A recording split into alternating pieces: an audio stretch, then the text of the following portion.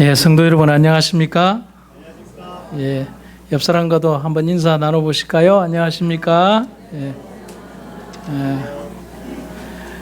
지금 한 달째 우리 스리랑카 원장님께서 오셨는데 오늘 예배에 조금 옆에서 조력해 주실 분이 계시면 좀 옆에서 좀 도와주시면 좋겠습니다. 뭐 성경도 좀 찾아드리고 좀 해주시면 좋겠는데 누구 자원하시는 분 계시면 좀 도와주시기 바랍니다. 오늘 저는 여러분과 함께 빌립보 2장에 있는 말씀을 가지고 너희 안에 이 마음을 품으라는 제목으로 함께 제 말씀을 나누겠습니다. 미국에서 우리 교회로 치면은 개척교회를 인도하시는 한 젊은 한국인 목사님이 계셨습니다. 교인 수레봐야 한 30명에서 40명 정도의 교인들이 예배에 참석을 하고 계시는데 이 목사님에게는 아들을 따라서 미국으로 건너와 살고 있는 부친이 계셨는데 아버지의 신앙심이 굉장히 얕았습니다. 근데 문제는 아버지가 아들이 설교를 할 때마다 예배당 제일 앞자리에 앉으시는데 아들이 설교를 시작하면 주무시기 시작하는 겁니다. 근데 주무시기만 하면 되는데 이제 코까지 고시고 어떤 때는 잠꼬대도 하시기 시작하시는 겁니다. 근데 문제는 젊은 목사가 이 아버지의 이런 모습에 참 당황하기도 하고 또 교우님들은 다 이해를 하지만 그러나 그 당황스러움을 어떻게 할 수가 없었습니다. 그래서 아버님에게 좀 강하게 말씀드리고 싶지만은 그래도 신앙심이 얕은 분에게 또 그런 얘기를 하면 또 마음에 상처가 될까봐 어떻게 고민을 하다가 이렇게 생각을 했습니다.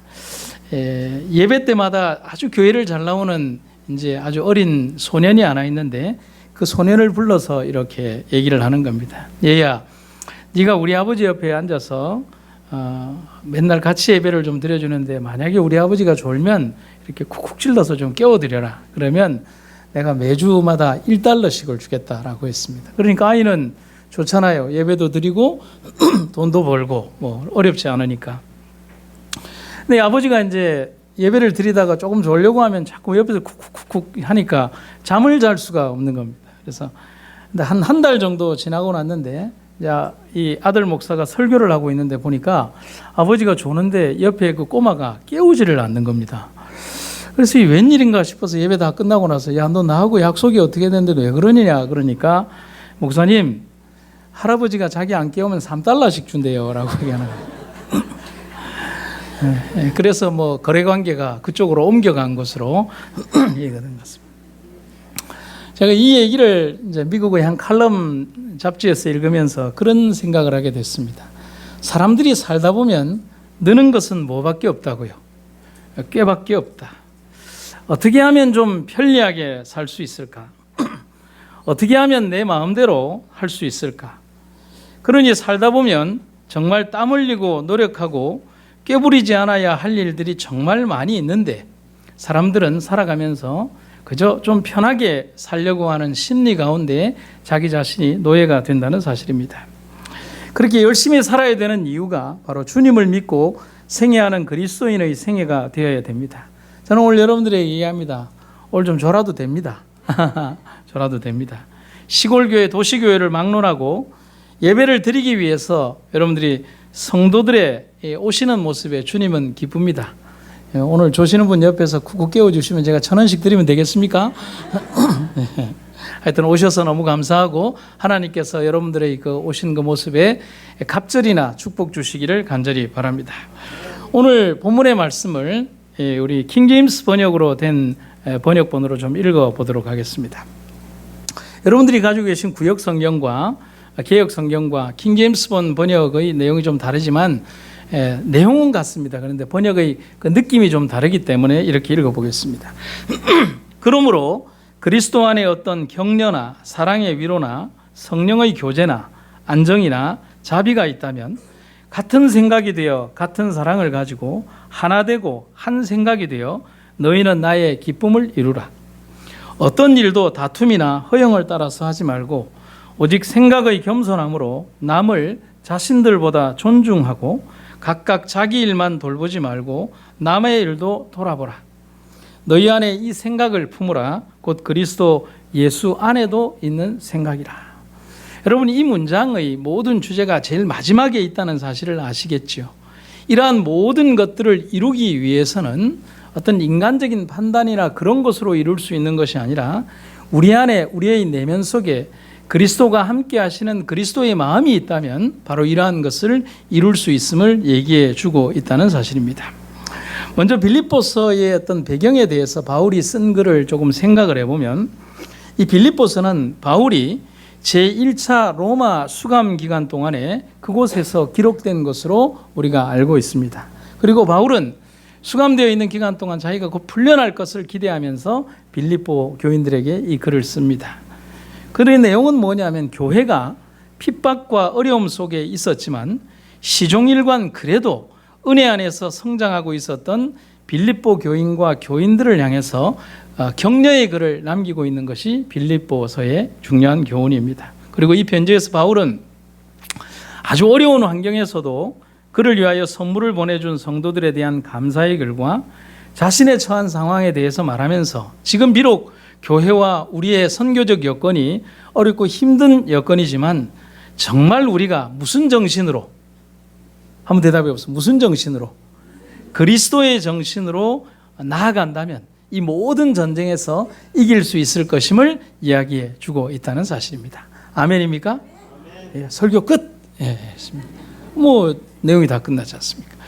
교회 증언에 있는 글을 좀 연이어서 말씀을 드리면 이렇게 되어 있습니다. 그리스도의 기도를 온전히 믿고 그 교훈이 백성들의 매일의 생애에서 실천될 때 우리 대열에는 뭐가 나타날 것이다? 행동의 일치가 나타날 것이다. 형제와 형제 사이는 그리스도의 사랑의 황금과 같은 결속으로 묶여질 것이다. 하나님의 성령께서만이 하나됨을 형성시키실 수가 있다. 그리스도와 연합하였을 때 저들은 가장 거룩한 믿음 안에서 피차에 하나가 될 것이다. 이 연합을 위하여 하나님께서 우리에게 힘쓰기를 원하시는 것만큼 우리가 힘쓸 때에 이 연합은 우리에게 임할 것이다. 여러분, 사단이 제일 싫어하는 단어가 연합과 사랑과 하나됨이라는 단어입니다. 그것은 뭐냐면 온 성도들이 그리스도 안에서 그분과의 영적 교제 가운데 튼튼한 줄을 가지고 있을 때 교회는 하나 될 수밖에 없잖아요. 사단이 제일 싫어하는 것입니다. 사단은 이 교회가 분열되고 여러 개의 당파로 나뉘고 서로의 이해와 생각으로 나뉘고 서로가 서로에 대해서 헐뜯고 서로의 단점을 바라보고 그 사람의 모든 것들에 대해서 험담을 할 때 사단은 너무 기쁘다는 사실인 것입니다. 그런데 이러한 어떤 성령의 연합 가운데에서 교회가 하나 되기를 원할 때 사단은 얼마나 두렵고 떨림으로 이 교회를 바라볼 것인가. 그래서 우리가 예수님을 바라보는 것, 또 예수님의 마음을 소유하는 것, 그분을 바라면서 소망하는 것, 정말 작은 예수가 되기를 원하는 것, 그것이 이 땅에서의 우리들의 목표라고 하는 사실인 것입니다. 여러분, 여기에 예배드리는 우리의 약 한 100여 명의 우리 성도들, 우리 하나님께서 우리들에게 주신 어떤 삶의 목표와 살아오는 삶의 과정들이 다 다르지만 우리가 바라보는 삶의 방향은 같다는 사실을 여러분 우리가 기억하시기를 간절히 바랍니다. 또한 그렇게 살아가기 위해서는 우리의 내면 속에 예수님께서 우리의 내면을 지배하시고 우리가 정말 예수님의 마음으로 살아가는 여러분과 제가 되기를 간절히 바랍니다. 그래서 예수님의 마음을 품는다는 것은 어떤 것일까? 뭐 이런 것입니다. 예수님의 마음을 가진다는 것은 온 세상의 모든 일들을 누구의 시선으로 바라본다는 것입니까? 예수님의 시선으로 바라본다는 것입니다. 여러분, 한 50몇 년을 살아온 저의 시선으로 내 형제를 바라보거나 죄인을 바라보거나 어떤 사물을 바라보는 것이 아니라 우리를 위하여 희생하고 사랑하신 예수님의 시선으로 모든 것을 바라본다는 것입니다. 온 세상의 수많은 사람들을 예수님의 손으로, 예수님의 손길과 예수님의 감정으로 만져보고 판단한다는 것입니다. 세상 속에서 우리가 예수님의 그 마음으로 세상을 살아가게 된다면 우리에게 주어진 수없이 많은 도전적 과제 앞에 우리는 분명한 영적 승리를 할 수 있음을 여러분과 제가 기억하시기를 간절히 바랍니다. 여러분, 아주 오래전, 그러니까 약 1896년에 나온 소설인데 우리나라에 번역이 되어서도 역시 기독교인들에게 굉장한 영적 각성을 주었던 책 가운데 보면 예수라면 어떻게 할 것인가라고 하는 책이 있습니다. 이제 원래의 제목은 그의 발자취를 따라서 예수라면 어떻게 하실까라고 번역이 되었지만 이제 나중에는 이제 한 20, 30년 전부터는 번역이 그냥 예수라면 어떻게 하셨을까라고 하는 제목으로 서점에 나와 있고, 지금도 서점에 가면 이 책이 있습니다. 찰스 M. 쉘돈이라고 하는 편집가가 쓴 글인데요.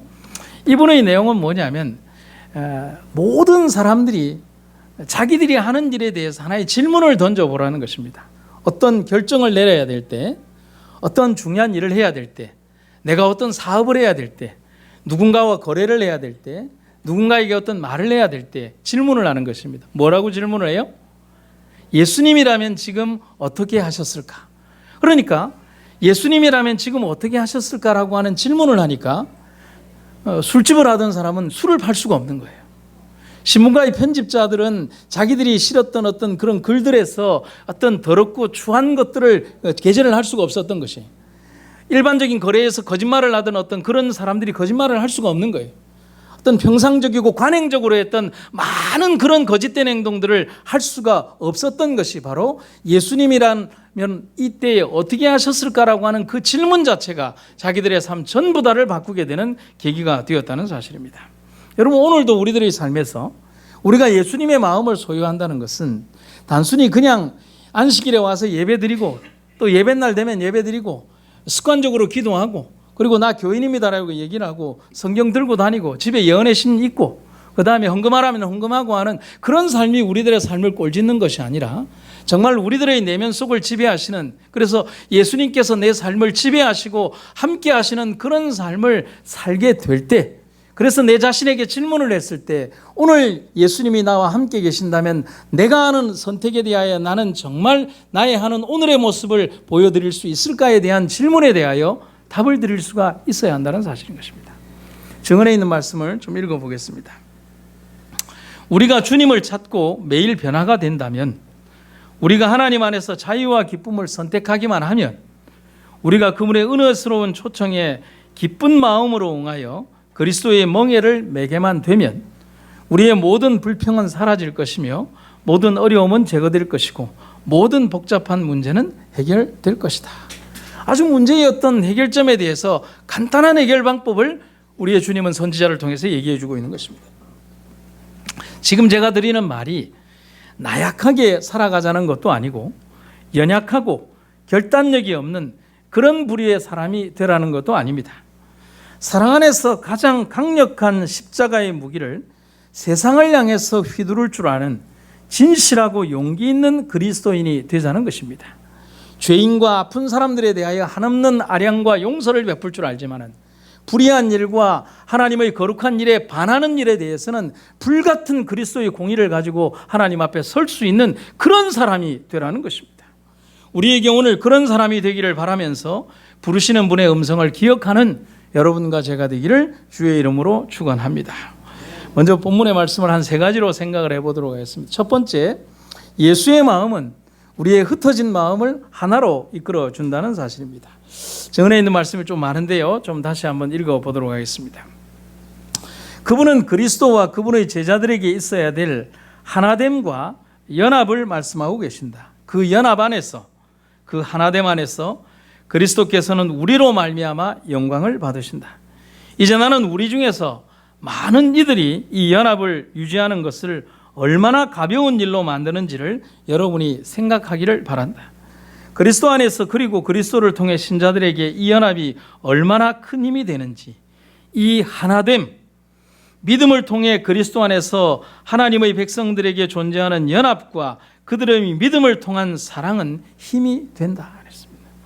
여러분, 빌립보에 보낸 권면에서 바울은 교회가 그리스도 안에서 하나 되어야만 어려움과 고난의 시기를 이기고 승리할 수 있음을 말해줍니다. 여러분, 과연 이 방법이 빌립보 시대의 교인들에게만 해당되는 말일까요? 아니요. 오늘을 사랑하는 우리들에게 더 절실한 말이라는 사실을 여러분과 저는 잊어서는 안 됩니다. 우리가 그분을 믿고 따라가는 백성이라면, 그분께 기도하고 그분의 이름으로 기도를 마치는 사람이라면, 그분을 중보자로 믿고 따르는 우리들이라면 우리의 가슴 속에 그분의 마음이 있어야 하는 것입니다. 그저 흉내만 내는 신앙인이 되어서는 안 된다는 사실인 것입니다. 여러분 혹시 기억하십니까? 예전에 예전에는 장판이 그냥 일반적인 장판이 나오다가 희한한 장판이 하나 나왔어요. 무늬나무 결의 장판이 나왔습니다. 그때 광고 카피가 혹시 어떻게 나온 줄 아십니까? 이거 무늬만 나무 아니에요 라고 하는, 여러분 혹시 그 광고 카피 기억하십니까? 그 정도로 나무의 질감이 드러난다고 해서 그랬습니다. 그런데 광고 문구 가운데 있는 그 구절이 우리의 가슴을 꽉 치는 한 구절이 된다는 사실인 겁니다. 나무처럼 생긴 것이지만은 재질은 전혀 나무와는 상관이 없는 것 아니냐는 것이죠. 이 광고 이후로 참 많은 이야기들이 꼬리를 물고서 이야기되었습니다. 그러나 우리는 이 광고 앞에 당당하게 웃을 수가 없습니다. 이거 무늬만 교인 아닙니까? 껍데기만 교인 아닙니까? 이름만 교인 아닙니까? 그저 삶의 껍데기만이 어떤 재림교인의 모습으로 살아가는 것 아닙니까? 라는 그 질문에 당당한 모습으로 나는 속과 겉이 예수로 가득 찬 성도입니다라고 말할 수 있는 사람이 되어야 하는데, 실제로 우리의 삶들은 수많은 변신과 말장난과 자기 변호와 어떤 원칙에 서지 못한 부끄러운 모습으로, 초기 문집에 보면 뭐라고 막 표현이 많이 나오느냐 하면 명목상의 그리스도인, 이름뿐인 재림신자, 껍데기 신앙으로 모습으로 꼴지어져 가고 있는 것입니다. 그래서 분명히 우리가 말세의 시대를 살아가고 종말과 예수님의 재림의 시간이 점점 다가오고는 있지만은 우리의 내면은 점점 비워져 가고 껍데기의 모습만 하나님을 믿는다라고 하는 모습으로 살아가는 우리의 빈 껍데기 신앙이 우리를 슬프게 하고 있다는 사실입니다. 그래서 조금 속된 표현으로 우리가 우리 자신을 보면서, 거울을 보면서 뭐라고 얘기하냐면 참 많이 아리까리하다 그러는 것입니다. 여러분, 아리까리하는 편이 뭡니까? 이것도 아니고 저것도 아닌 것이라는 것이죠. 제대로 된 안식일 교인으로 살아보지도 못하고 변두리 언저리에서 흉내만 내는 삶이 여러분 아쉽지 않습니까? 우리를 부르신 참된 재림 신앙인의 모습으로 우리가 살아가시게 되기를 간절히 바랍니다. 초기 문집에 나오는 글귀를 좀 읽어드리겠습니다. 여기에 보면 분명히 이렇게 나오죠. 어떤 교회들이요? 이름뿐인 교회들이. 나는 이름뿐인 교회들이 타락해서 죽음과 냉담함이 그들을 지배하고 있음을 보았다. 만일 그들이 하나님의 말씀을 따른다면 그 말씀이 그들을 겸손하게 할 것이다. 여러분 아멘입니까? 만일 교회가 기회를 선용하여 그 임무를 잘 실천한다면 교인들은 이름뿐인 신자가 아니라 진정한 그리스도인이 될 것이며 지상에서 해야 할 사업은 속히 마쳐져서 주님이 영광 중에 속히 재림하게 될 것이다. 결국은 여기에 있는 말씀의 내용들을 방정식을 잘 맞추어 보면 그리스도의 재림이 늦어지는 그 모든 책임과 이유들이 이름뿐인 교회와 이름뿐인 신자들이 우리들의 삶 속에서 주의 재림의 시간들을 지체하게 만드는 요소들이 되고 있음을 우리는 회개해야 한다는 사실인 것입니다. 그래서 과연 오늘 내 삶이 껍데기 신앙인지를 한번 여러분과 제가 깊이 한번 생각해 보는 여러분과 제가 되기를 간절히 바랍니다. 어떤 분이 꿈을 꿨는데 이분이 꿈에서 천사에게 질문을 했다는 것입니다. 천사님, 내 신앙은 어떤 모습일까요? 라고 하니까 천사가 참 좋은 걸 보여줬대요. 큰 유리병 안에 호두가 잔뜩 담겨져 있는 그런 걸 보면서 이게 네 신앙의 모습이다 하는 것입니다. 여러분, 좋은 꿈입니까? 나쁜 꿈입니까? 참 좋은 꿈이잖아요. 가득 담겨져 있으니까. 그래서 신이 나서 그 뚜껑을 열고 호두를 열고 깨보니까 그 많은 호두 안에 알갱이는 하나도 없더라는 것입니다. 그래서 이분이 그 꿈에서 그 깨어진 그 호두 알맹이 속에 다 비어져 있는 빈 껍데기 호두를 보면서 펑펑 울다가 깬 꿈을 이야기한 장면을 보게 되는 것입니다. 여러분, 우리가 그런 사람이 안 되기를 간절히 바랍니다. 그런 그리스도인으로 남지 않기를 간절히 바랍니다. 여러분, 재림의 날 딱 두 부류의 사람들이 있죠. 위에서 아래를 볼 사람, 아래에서 위를 볼 사람. 여러분, 제 말이 맞습니까? 주께서 오령과 천사장의 소리와 하나님의 나팔로 친히 하늘로 쫓아 강림하실 때에 그리스도 안에서 죽은 자들이 먼저 일어나고 그 후에 우리 살아남은 자도 구름 속으로 끌어올려 공중에서 주를 영접하게 하시리니 그리하여 우리가 영원히 주와 함께 있으리라. 그러므로 이 여러 말로 서로 위로하라. 재림의 날에는 딱 두 부류의 사람밖에 없어요. 승천하면서 위에서 아래를 볼 사람, 그리고 승천하는 광경을 보며 아래에서 위를 볼 사람. 여러분, 우리의 선택과 우리의 삶들이 과연 우리는 어떤 부류에 남아있기를 간절히 원하십니까? 당연히 우리는 위에 승천하는 부류에 되기를 간절히 바라는 것입니다. 그러려면 여러분, 오늘 우리의 삶이 준비되는 삶으로 살아가시기를 간절히 바랍니다. 여러분, 제가 오늘 새벽에 예수님은 안 해도 되는 고민을, 아주 인간적인 고민을 해봤어요. 예수님이 재림을 하러 이 땅에 오시면 엄청나게 많은 사람들이 있을 거 아닙니까? 그때 그 많은 사람들이 섞여 있는데 구원받는 사람들을 어떻게 구별할까? 제 고민이 좀 지나치죠. 왜냐하면 저는 예배당에 와서 저기 우리 최영환 장로님 뒤쪽에 우리 집사님들 앉아 있잖아요. 신상순 집사님, 신동순 집사님, 신건옥 집사님, 김승자 집사님 네 분이 빠마만 하고 같이 앉아 있어도 다 같은 사람으로 보이는데 왜 맨날 같은 빠마를 하고 앉아 계십니까?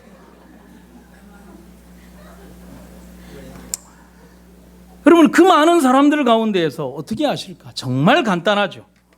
예수님이 이 땅에 구원받을 그 수없이 많은 사람들 가운데에서, 바다 모래같이 많은 그 사람들 가운데에서 간단합니다. 하늘에서 보시고 자기와 똑같이 생긴 사람들만을 찾으시면 되는 것입니다. 그 마음의 자세 속에서 이 땅에서 예수님의 마음을 소유한 사람들만이 예수께서 이 땅에 오실 때에 내 아들아 내 딸들이라고 얘기할 때 그 음성에 귀 기울이고 그 아들의 음성을 듣는 자들이 바로 구원받을 백성이라는 사실인 것입니다. 요한복음에 보면 이런 감동적인 글귀가 있습니다. 요한복음 10장 3절에 양은 그의 음성을 듣나니, 아멘입니까? 그가 자기 양의 이름을 각각 불러 인도하여 내느니라. 여러분, 제가 나무 얘기를 좀 들려드릴까 합니다. 여러분, 나무는 이렇게 자세히 보시면 그냥 평범해 보이지만 수천 갈래 혹은 수만 개의 갈래로 나뉜 가지의 집합체입니다. 제가 상주에 가서 한번 전도 집회를 하는데 여러분, 보통 한 감나무에서 감이 몇 접 정도 나오는 줄 아십니까? 뭐 대봉감 같은 몇 점이 나오는데, 제가 뭐 잘못 들었는지는 모르지만은 엄청나게 큰 감, 그다음에 아주 작은 감들을 하면 한 나무에 여러분, 제 이 들은 얘기가 혹시 뭐 좀 너무 과장됐을 수도 있겠지만은 100접까지도 나온다, 뭐 그런 얘기를 하시더라고요. 그러면 만 개인데 이게 도대체 맞는 말인지는 모르는데, 가보면 상주 그쪽에 가보면 그 엄청나게 큰 나무 아래에 한번 감을 깎으면 정말 한 1m 정도의 감 이 껍질이 그 주변에 쌓여 있는 걸 봅니다. 그런데 한 나무를 보면 그 가지가 한 나무에 올라와 있지만은 수천 수만 개의 가지로 다시 나뉘어지고요, 또 잎사귀가 또 이렇게 나뉘는 걸 봅니다. 오른쪽 왼쪽 위아래로 뻗어 있는 무수히 많은 줄기들이 있습니다. 거기에는 또 다른 잎사귀들, 자라면서 또 다른 가지가 나오고, 그런데 그 가지들이 하나의 공통점은 뭐냐면 어디에서부터 출발하고 있다고요? 하나의 원뿌리에서부터 출발했다는 것을 우리는 잊어서는 안 됩니다. 여러분, 교훈이 와닿습니까? 수없이 많이 뻗어져 있는 가지들이지만 그들의 원뿌리는 하나라고 하는 사실입니다. 그 가지들마다 수액을 공급하고 그 가지들을 올바르게 자라게 하는 힘의 원천은 하나입니다. 여러분, 이 땅에 수없이 많은 나무들은 그러한 자연의 이치를 거스리는 게 단 하나도 없습니다. 왜냐하면 그 자연의 이치를 거스르는 순간 그 나무는 살아갈 수가 없기 때문에 그렇다는 사실입니다. 그런데 그리스도께서 심은 이 땅의 교회라는 나무는 그 섭리를 거스리며 살아갈 때가 너무 많습니다. 뿌리의 진정한 원리와 하나님의 살라고 명령하는 진정한 믿음의 원칙 그대로 살기를 거부하고 자기들만의 삶의 방식과 관습과 관행과 어떤 그런 습성 속에서 살아가면서 자기 스스로가 뿌리로부터 오는 영양과 그 삶의 공급들을 거부하고 자기만의 방식으로 살아가려고 하는 그런 존재들이 있는 것입니다. 자만과 이기심, 교만과 탐욕, 질투와 공명심이 가지가지마다 스스로 잘난 채 만드는 것은 아닌가를 생각해 볼 필요가 있습니다. 우리들 스스로 겸손한 마음으로 우리의 원뿌리이신 그분을 기억만이라도 한다면 내 마음속의 죄를 우리는 이기는데 아무런 어려움이 없음을 여러분과 저는 기억하시기를 간절히 바랍니다. 우리는 오로지 유일하신 믿음의 원뿌리인 예수 그리스도로부터 우리는 원뿌리의 영양과 수액을 공급받아야 되는 존재임을 기억하시기를 간절히 바랍니다. 두 번째는 예수님의 마음은 겸손한 마음을 가지게 한다는 사실입니다. 바울은 무슨 일이든지 다툼이나 허용으로 하지 말 것을 이야기하고 있습니다. 오직 겸손한 마음으로 나보다 남을 낮게 여기라는 강력한 권면을 하고 있습니다. 여러분, TV 보면서 혹은 지나가면서 좀 잘생긴 사람 보면 칭찬은 하지만 속으로는 욕하는 거 다 알고 있습니다. 질투하는 것도 다 알고 있습니다. 뭐 그게 일반적인 사람들의 마음이죠. 우리들 마음속에는 참 묘한 그런 질투심과 마음들이 있습니다. 여러분, 바울이 말한 다툼으로 한다는 것은 무슨 뜻일까? 간단합니다. 그것은 내 자신만이 옳다는 정신에서 출발하는 것입니다. 여러분, 교회가 왜 다툼이 있는 줄 아십니까? 교회가 왜 싸움이 있고 교회 안에 그리스도가 지배하는 이 교회 안에 왜 그런 일들이 있을 수 있는 줄 아십니까? 그것은 내 자신만이 옳다는 정신에서 출발한 것입니다. 그리스도가 옳으시다는 정신에서 출발하다면 어떻게 교회가 분열될 수 있고 다른 생각을 가지고 살아갈 수가 있겠습니까? 남을 인정하지 않는 정신은 다툼을 일으키는 것입니다. 이 다툼 속에는 자신의 죽지 않은 자아가 자신을 병들게 하고 있음을 기억하시기를 간절히 바랍니다. 그러면 바울이 말하는 허영으로 한다는 것은 뭡니까? 그리스도와 그의 나라를 위하는 참된 의미가 아니라 자신의 명예와 공명심을 위하여 산다는 것을 말합니다. 자신의 당대에 무언가를 이루어야만 한다고 생각하는 사람들, 하나님의 이름을 드러내기보다는 자신의 이름 석자에 더 미련을 두는 사람들에게 하나님은 오늘 축복을 선언하지 않으실 것입니다. 그래서 바울은 명확한 해법을 제시하고 있습니다. 오직 겸손한 마음으로 나보다 남을 낮게 여기는 겸손의 정신을 호소하고 있는 것입니다. 사랑하는 여러분, 우리가 왜 성만찬 예식을 하며 세종 예식을 하며 이 예배당에 와서 주님의 사업을 보고 성경을 보고 찬미를 보며 말씀 속에서 하나님을 만나며 그렇게 살아가고 있습니까?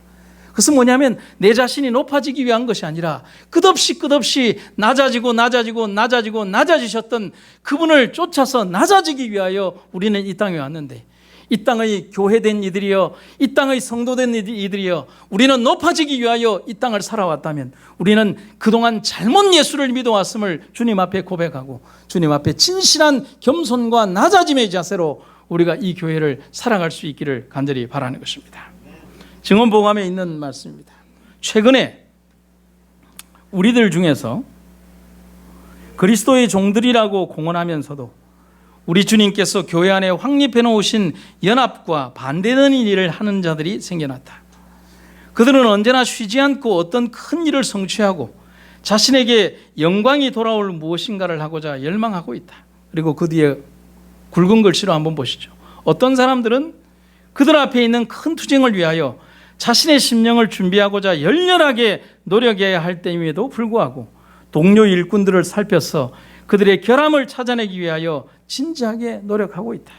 구주께서는 그들에게 나는 마음이 온유하고 겸손하니 나의 멍에를 베고 내게 배우라.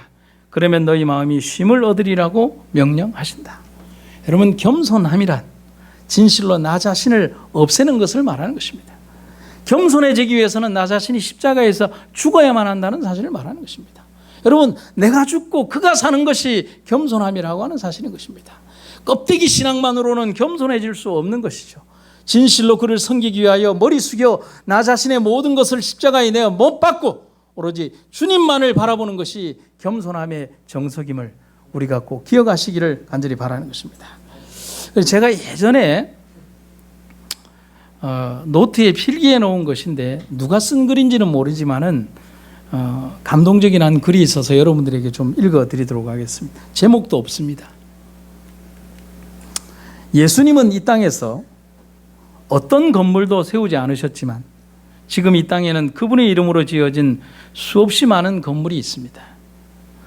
예수님은 이 땅에서 단 한 장의 그림도 남기지 않으셨지만 이 세상의 모든 사람들은 그분의 삶과 행적을 그린 그림을 가장 많이 그리고 소유하고 있습니다.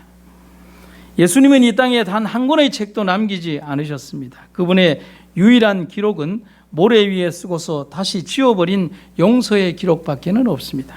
그러나 지금 이 세상은 그분의 말씀과 생애를 다룬 성경을 가장 많이 소유하고 읽고 있습니다. 무엇이 그렇게 만들고 있습니까?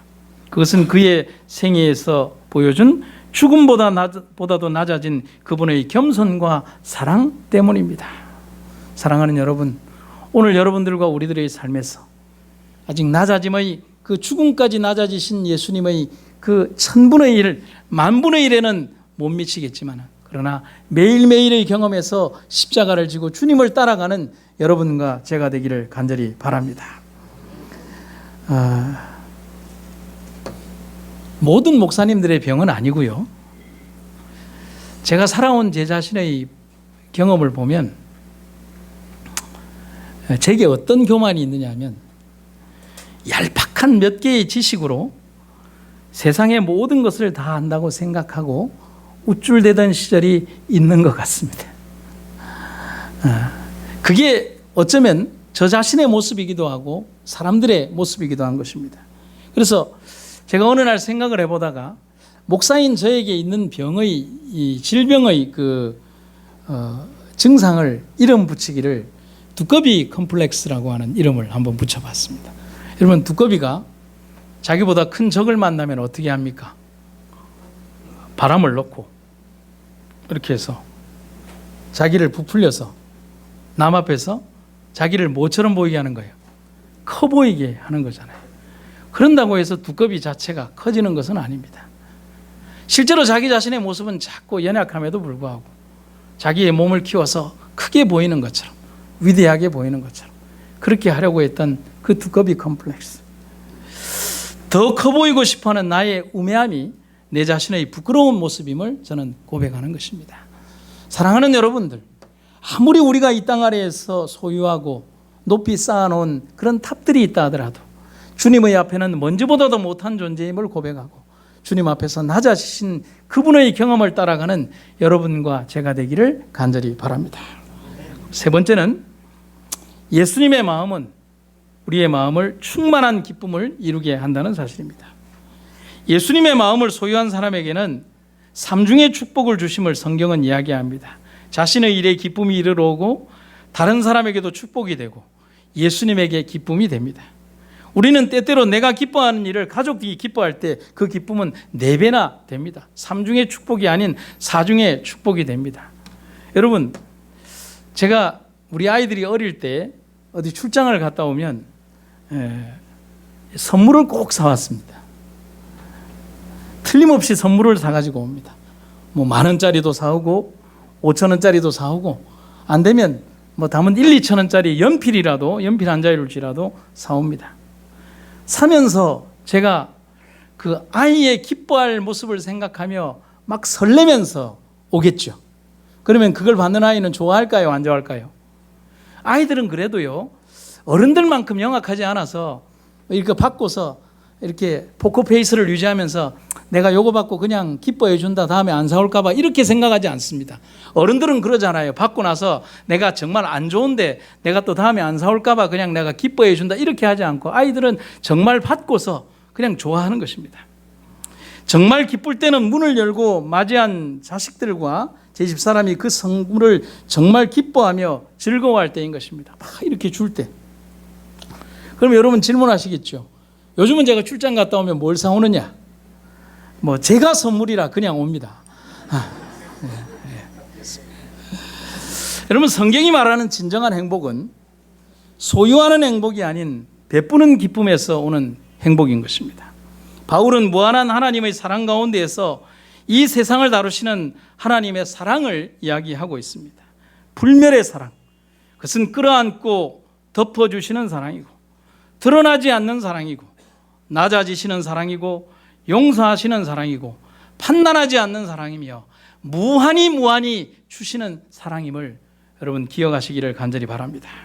그러나 인간 스스로는 절대로 이룰 수 없는 하나님의 선물을 여러분과 저는 기억해야 하는 것입니다. 그러나 예수님은 하실 수 있습니다. 그리고 예수에 사로잡힌 사람만은 그것을 소유할 수 있음을 여러분과 제가 잊지 마시기를 간절히 바랍니다. 그리고 아래의 성경절 한번 보시겠습니다. 마태복음 11장 29절 같이 한번 읽어볼까요? 시작. 온유하고 겸손하니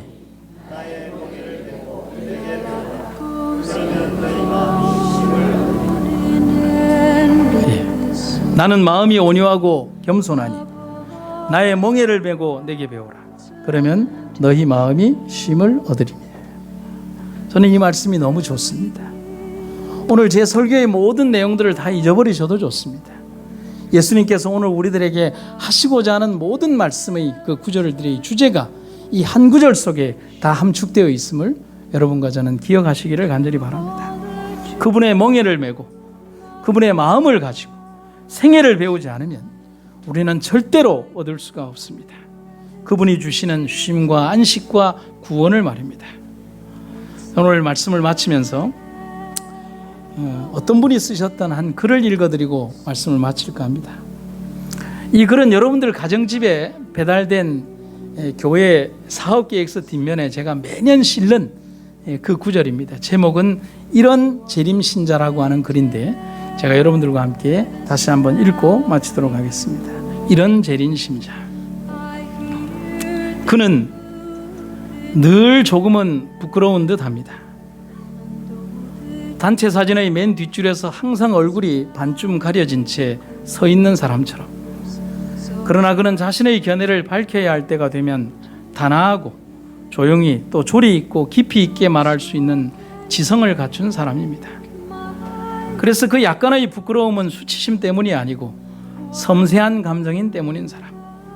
그는 가난하더라도 깨끗하며 부유하더라도 검소하고 겸손합니다. 그는 언제나 읽고 배우면서 아는 것의 30%쯤은 남겨두는 사람. 그러므로 금방 인격이나 지성의 바닥이 드러나지 않는 사람.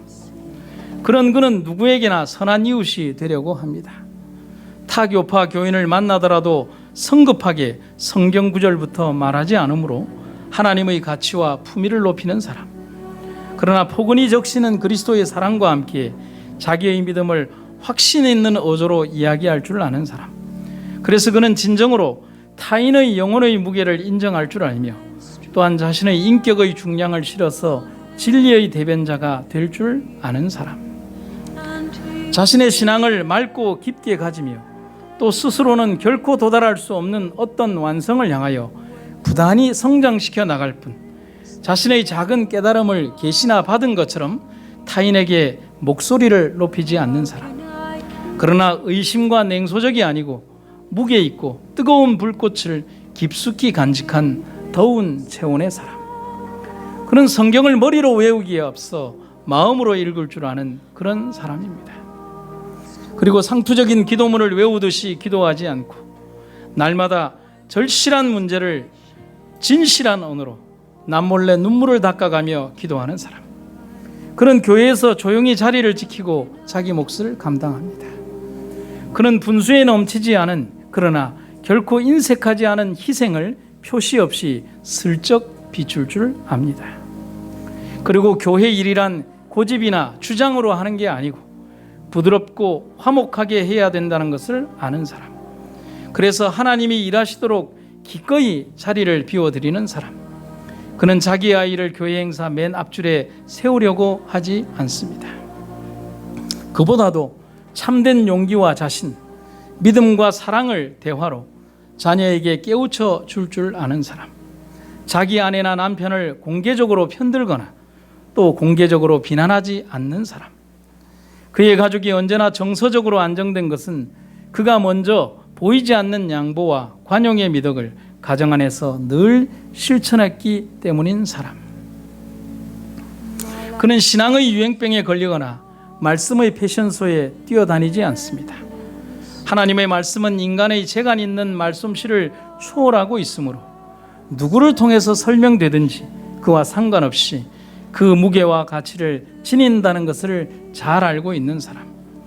그는 많은 사람들이 모여있는 부흥의 시간에는 뛰어난 믿음의 투사가 된 듯 하다가도 혼자의 시간 외롭고 고통스러운 시간에는 제풀에 넘어지는 믿음의 폐잔병이 아닙니다. 그는 하나님의 따뜻한 위로, 견고한 사랑, 풍부한 은혜, 그리고 능력의 손길에 자신을 온전히 맡기는 그런 사람입니다. 그런 재림신자가 되게 하옵소서. 여러분, 이 시대에 정말 필요한 사람은 누구일까요? 능력이 많은 사람일까요? 재능이 많은 사람일까요? 아닙니다. 저는 아니라고 생각합니다. 우리는 그게 아니라는 사실을 이미 어린 유년반 그리고 소년반, 유치반 아이들이 부르는 노래 속에서 이미 배웠습니다. 여러분 아시죠? 돈으로도 못 가요. 지식으로 못 가요. 능력으로 못 가요. 뭐로 가요? 믿음으로 가는 나라, 하나님 나라. 시대의 마지막을 분별하며 살아있는 신앙의 모습으로 그분을 그리는 사람이 되기를 간절히 바랍니다. 사랑하는 성도 여러분, 골방에서일지라도 십자가를 보는 사람, 아무리 바쁜 삶의 현장에서도 하늘의 보좌를 바라보는 사람, 아무리 힘든 삶의 여정에서라도 주님의 마음을 품는 사람, 그런 사람이 필요합니다. 그리고 진정 그런 사람이 되기를 간절히 기도합시다. 그래서 우리가 진정으로 우리의 마음속에 살아있는 그리스도의 마음으로 이 하루의 삶을, 이어지는 우리 인생의 삶을 주님과 함께 걸어가는 여러분과 제가 되기를 간절히 바랍니다.